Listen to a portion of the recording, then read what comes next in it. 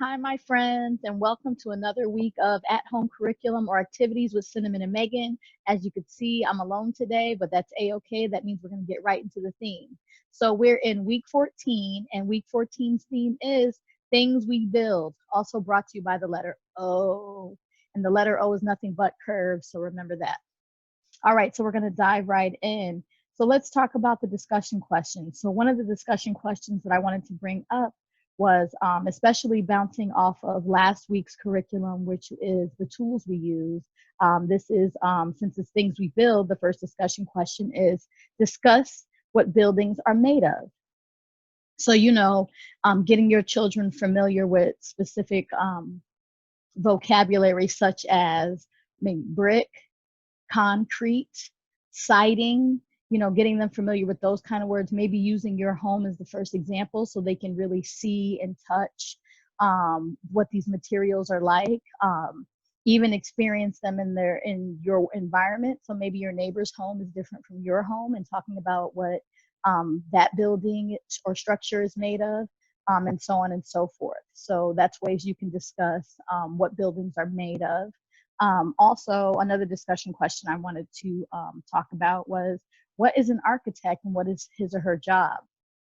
And so, architect is a big word too, and that's a big job and responsibility. But giving children that language, giving them the understanding of what the job even is. I mean, who are we kidding? We're trying to build future architects, right? And engineers. So, giving this information to them would be something, that maybe they would be learning for the first time. Absolutely. So, what is an architect and what do they do? They create the blueprints for homes. And it also goes hand in hand with the other curriculum that we did, using our imaginations, because you need your imagination to complete a blueprint and build a home. And that's another activity that you could do with your child as well, just making the blueprint, the floor plan of your own home, or drawing a picture of your own house. And so that's something else that you can do. So along with that, um, if I jump back and just talk about the books really quickly, like we always say, you can find these books on the internet. You don't have to own them all, and you can use any books that cater to the theme itself. So the books that I chose for the curriculum are Buildings by Betsy Chesson, The Three Little Pigs, because that's a great story about different structures and their strength, how well they hold up. And so even with that, we have a specific author here, Gavin Bishop, but you can certainly find The Three Little Pigs written by multiple different authors, and you can find a YouTube video even online of The Three Little Pigs, but it's a really great story pertaining to this topic. Also, Building a House by Byron Barton. But like I said, if you don't have those books, that's absolutely fine. Like over here, one book that I do have that pertains to the subject is What Will We Build Today? And it's two little children using their imaginations to build things. And they do things like they build a fort and stuff like that in their home. So, any book option that pertains to the theme is a great choice. Moving forward, talking about creative art, there's really a lot of different ways to choose to teach your children to build. And so we have, first and foremost, the ways that things that you already have at home that you can build structures with. So like, for example, Legos here. And so here I've created a little robot man, but you can certainly build tons of different things and practice building structures really sturdy so they can't fall over and stuff like that. So there's Legos, there's Magnetiles, there's Fiddlesticks, there's several different types of manipulatives that you can use at home to build things. But if you don't have manipulatives, or you want to expand your creativity, something else that I've created over here is by using paper towel rolls or toilet paper rolls and cutting slits in them so they can slide right in together. See if you can see the little slits there. And so that's what I did with this. I created this structure here that, it's rather silly, but that's something that you can do, and children can be creative and build with this. And so, like I said, that will suffice. Also, another thing that you could do is you can use different materials such as popsicle sticks. Like I have these really tiny ones here, and you can use Play-Doh, and you can use the Play-Doh as the adhesive in between the popsicle sticks so they can hold together and learn to build strong structures that way. And the kids can get really creative with this. And so here we have that there. But, you know, it's not as easy sometimes for their little fingers, you know, working on those fine motor skills to be able to build a structure so tiny. So maybe what you do is you just give them a mound of Play-Doh, just give them a whole mound of Play-Doh and let them just stick the sticks in there and start to build and create that way, because this will also, you know, start to begin to start those skills, you know, and it makes it a lot easier for them. We're not trying to set them up to fail here.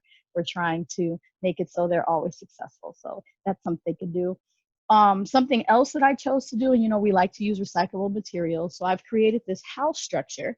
It's not like the home that I live in currently, but I thought it was really neat with the shape of this box. And what I decided to do is add more things to it. So I decided to make a roof out of tongue depressors.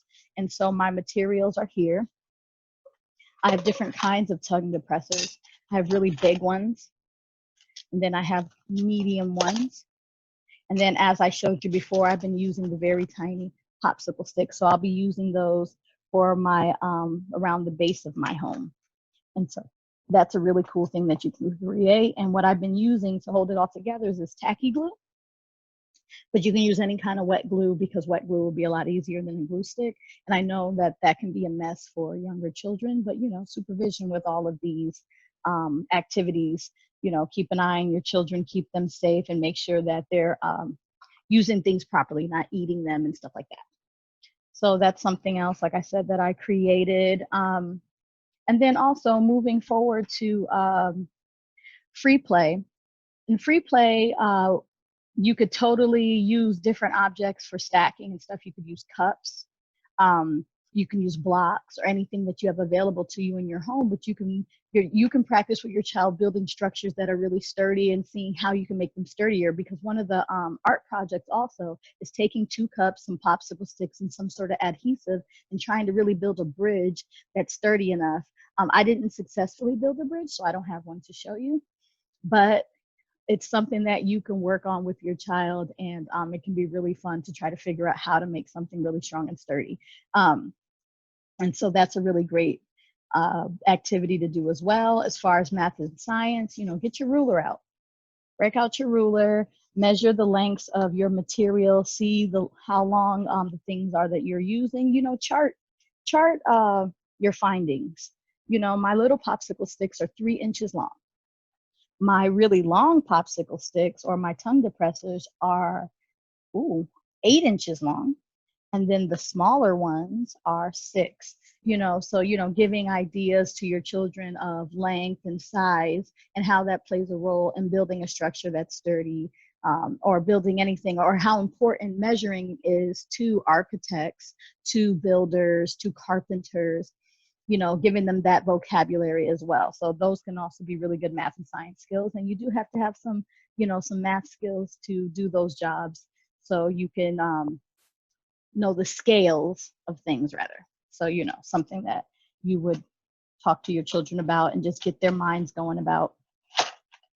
Let's see here. So for outdoor, like I said before, you know, your neighbor's home may be created or built with something totally different from what your home was built from. But going on a walk around your neighborhood, if it permits, to see the different structures and buildings that are built and what they're created of. So it'll be like brick buildings, big tall brick buildings, buildings made of glass, buildings made of metal, you know, even like downtown.